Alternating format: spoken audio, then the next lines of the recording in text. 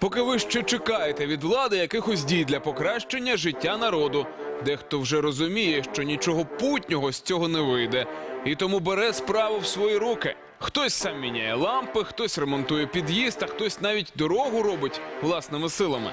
«Зроби сам» – це новий девіз українців із безпорадною владою і наша нова рубрика. Отже, якщо робите щось самі, не забувайте нам про це повідомити і дивіться, як це роблять інші. Сільська дорога Полонщини, Макарівський район, Київська область. 30 кілометрів від Києва, а вже розруха. Просто повз хати одна за іншою мчаться вантажівки і легковики. Тут пролягає маршрут від однієї важливої траси до іншої, тож транзитних машин у Колонщині безліч. Не дивно, що дороги майже не лишилося. Машини об'їжджають ями узбіччями, дітям страшно ходити до школи. Місцеві мешканці куди вже не зверталися, щоб їх аварійну дорогу відремонтували. Але допомоги так і не дочекалися. Аварії тут ставались ледь не щодня. Втомившись виймати машини зі своїх парканів, вони наважились діяти самотужки. Тут наша громада нам виділила місце, де ми хранимо асфальт. Отак зараз ми загрузимо наш асфальт і поїдемо латати ями. Ну що, поїхали робити гарне діло, ремонтувати дороги. Ось так місцеві мешканці, яким набридло чекати милості від автодору, самі взялися за лопати.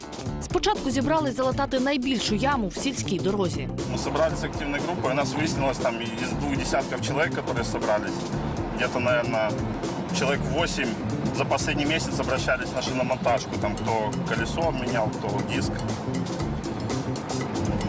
Кто-то судится с облавтодором. Я считаю, что это долго, нудно и проще выйти и сделать.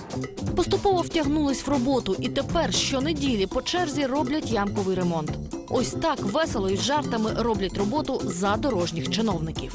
Ну, у нас називається Колонщина Автодор, не Укравтодор, а Колонщина Автодор. Так, работаем потихоньку. По выходным собираемся. Поэтому. У кого-то субботники, у нас дорожники. Скидаються на ремонт всім селом. Хто не грошима, той щебнем або допомагає інструментами. І ось що виявляється, принаймні на ямковий ремонт не потрібно мільйонів. Загалом активісти зібрали менше 50 тисяч гривень. Цього цілком достатньо, щоб відремонтувати 1,5 кілометри шляху. Натомість від автодору вони роками чули – грошей треба багато, грошей немає. Собрали общей сложностью 40 тысяч гривен.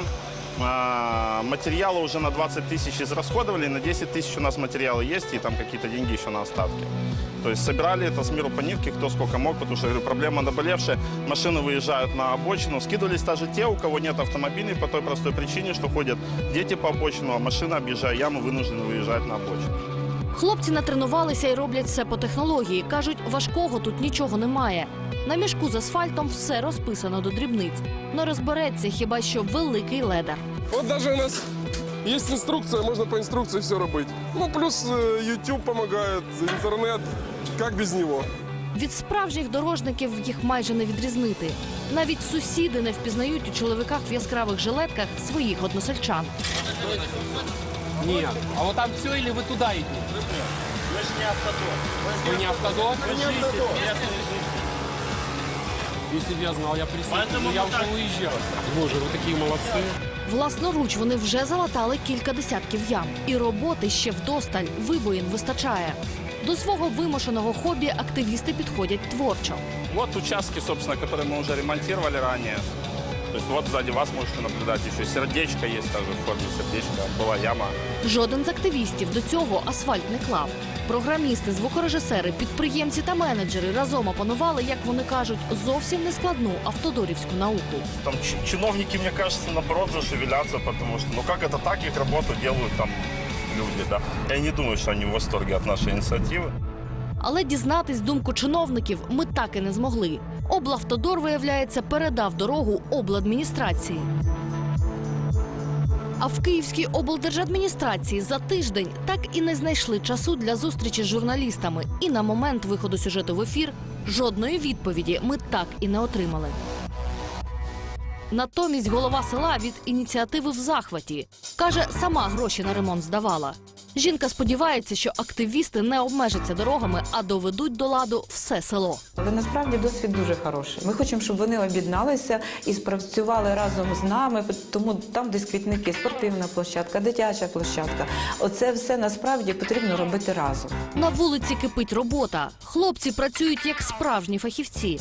Один керує машинами, другий кидає асфальт, третій прибирає камінці. Кілька годин роботи і ями як не було.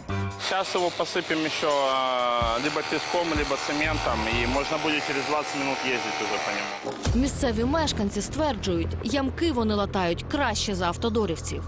Вот эти ямы, которые вы видите, латки новые, это мы делали при минус 12 зимой. И все работает, все прекрасно, ничего не выбито. Рядом латки Укравтодора повылетали сразу же.